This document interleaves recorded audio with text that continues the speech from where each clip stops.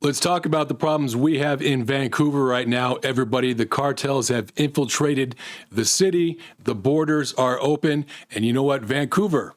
Now, it used to be one of the brightest, most entertaining spots in the Northwest to visit. It was ranked as one of the most desirable places to live. You have the forest, you have the mountains, you had the coast, you had pretty much everything there.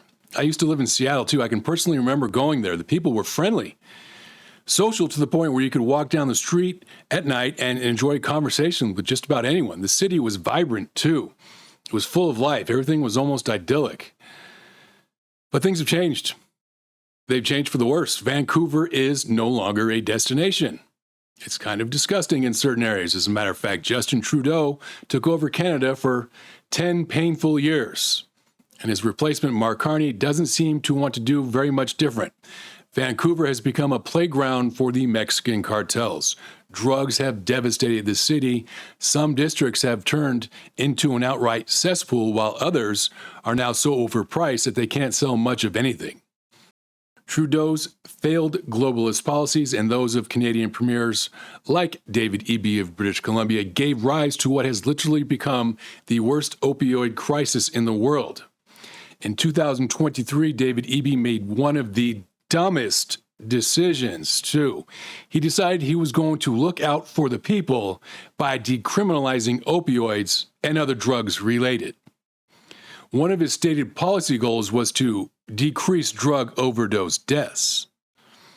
He was so concerned that his conclusion was to let people carry up to 2.5 grams of whatever drug they wanted on them. Now, I'm not sure how this was supposed to be a solution to anything. Passing out death in the name of decreasing death is insanely stupid. Imagine being a parent and doing this with one of your children, discussing with your loved one, honey, how do we keep drugs from being a problem in our family? Then deciding to give your kids drugs as a solution. That's the logic. And you can guess what happened. We don't need a crystal ball here. Organized crime licked its chops. Drug dealers, their eyes lit up in anticipation of even more profits, and Vancouver police were not able to follow through with making sure everyone stayed within the 2.5 gram limit. In practice, allowing people to carry that much simply became a license to carry as much as you want. Nobody was worried about being busted. David Eby didn't even have the foresight to see all of this happening. We can do that sitting right here within 10 seconds. In just that 1 year of stupid leftist legislation alone, British Columbia recorded 2,511 drug-related overdoses, 87% of them to fentanyl. The death rate due to overdoses in Vancouver itself rose to 56 per 100,000 people, nearly 3 times the national average. And in the downtown east side, the rate was nearly 30 times higher than the rest of the country. Vancouver literally became the fentanyl capital of the world. Nobody else's numbers even came close.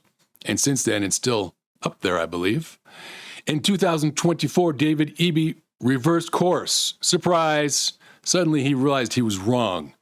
Imagine that. So he went back to criminalizing drugs, but it was too late. The damage was already done. The people were already dead. Businesses had been devastated. Parts of the city were in total shambles.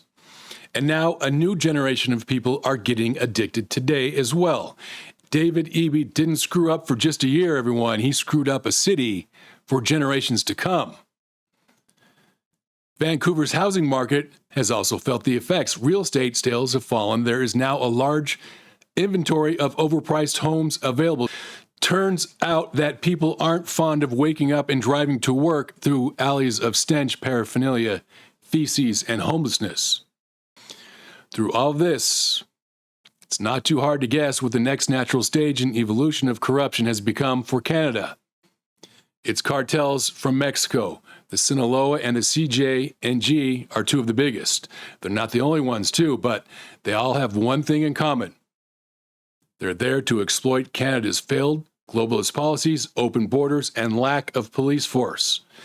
They're ripping British Columbia apart.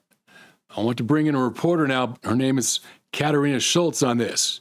She's someone who has spent a long time investigating this issue. She has been down in Mexico and up in Canada, interviewing real cartel members, digging deep into what is happening. She was recently on the Shawn Ryan Show. That's another cool YouTube channel you might want to check out while you're out there. I'll put links to each of their YouTubes down below. I'm bringing her in because she is more of an authority on this subject than I am, and she makes points that our press doesn't cover. Recently on Shawn Ryan's show, they were discussing cartel smuggling operations in Vancouver. But you had mentioned something, you went down, I don't know if it was really happened, but you said you went down to the cartels, some of the cartel members, and asked what they thought about Trump labeling them terrorist organizations. What was their response to that? I asked them, what do you think about Trump calling you and the people you work with and your networks terrorists? And how is this going to impact you? And it's so funny because I had anticipated this reaction, but I didn't think that actually we don't care. We're just going to wait 4 years.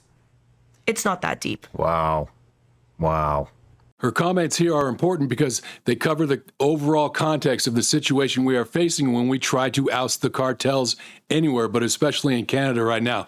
The press really doesn't talk about this. It's a dark reality. Every few years, give or take, depending on the country, of course, cartels are looking at different administrations. They don't need to care. Here in America, we're doing great now, but it might come tumbling down with the next administration. We can build a wall, but what good does that do when Democrats come in and tear it down? All the legislation in the world isn't so good when the next administration comes in, waves a magic executive order wand, and deletes it all. Cartel members can sit back, enjoy the show, and laugh the whole time. They basically have human addiction and globalist legislation on their side. This is dark. These are both evils that won't go away anytime soon. They also have so much money that they could literally stop all operations for years and come back to it at any time as well. They're sitting pretty. In addition to all this, cartels have a city and an island that are so close to the Washington state border that they might as well be in Washington to begin. That whole area up there is country and mountainous. The Canadian Mounties, they are few in number. Canada simply doesn't have the police force to patrol those areas effectively. They also don't have anything equivalent to the federal forces we have, the DEA or the FBI. Up to the last 20 or so years, they've been successfully operating on a policy of basically let our vast country in harsh winters keep us safe. Now, those times are over. Cartels can use planes, boats, ships, drones, you name it, submarines at times. They can pretty much use anything to get their drugs anywhere as they please. Moreover, Washington state is usually plagued with leftist government as well. It doesn't help when Canada is situated right next to Washington. It's not likely they're willing to support the Trump administration in the same way Texas would, for example. You have a dumpster fire for a city called Seattle, and even though I used to live there, I know how progressive it is. Then you have the country and the mountains from Seattle to Vancouver. You might as well install a yellow brick road and let them all dance their way in, because that's how much security there is there. How about propaganda? How are they recruiting? What are they using? Propaganda, I would say, it's funny because you asked me, how do you tackle the cartels and this whole issue? I think propaganda, based on what I've seen, is one of the major components that needs to be tackled first. And we're nowhere near there. Because propaganda at this point, cartel propaganda, is deeply entrenched in every aspect of Mexican culture, society, and daily life. How so? So, first things first, the music, okay? You have these narco corridos, songs that are literally dedicated to certain capos or certain cartels, and they are fully, blatantly glamorizing this lifestyle. This is another point that our press doesn't really cover that much. Cartels are succeeding because they have propagandized and infused themselves in Mexican culture, so much so that people glamorize them. Some even want to be them and defend them. Down in Mexico, they have popular bands that sing songs about the attraction to being a cartel member. The economic situation there is so bad that people would rather work for and be paid less by the cartel because it's so ingrained in their culture that they might suffer if they don't or get some type of special reward if they do.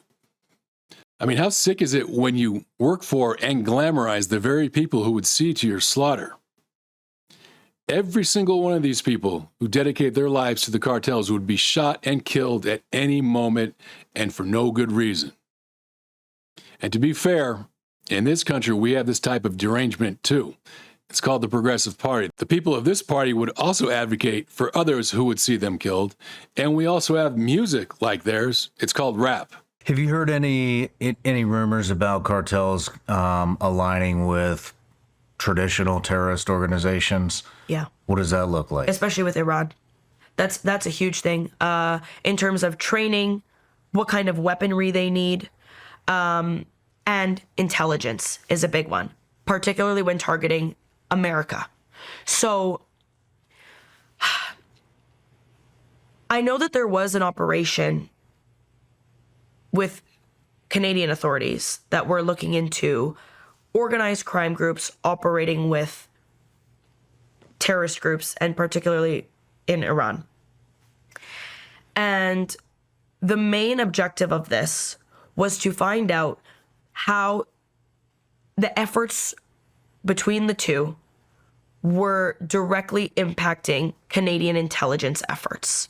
So they were trying to compromise all of the intelligence gathering and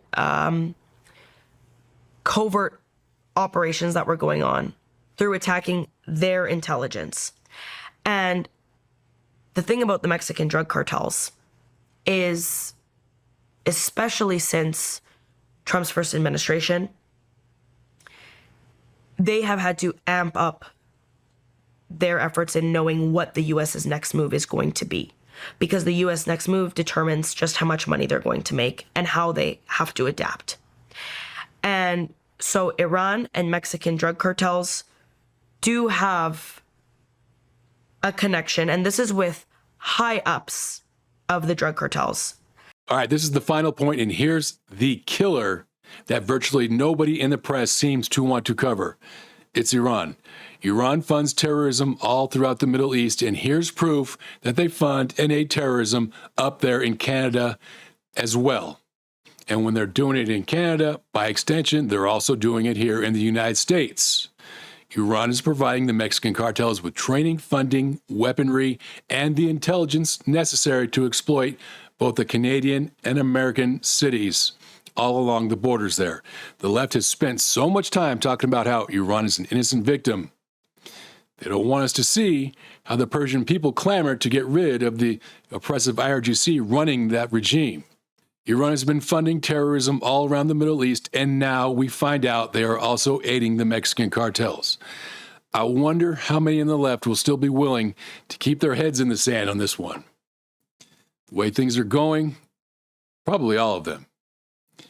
It's amazing that we have people in our country who hate America so much that they would actually sell it out and sacrifice themselves in the process.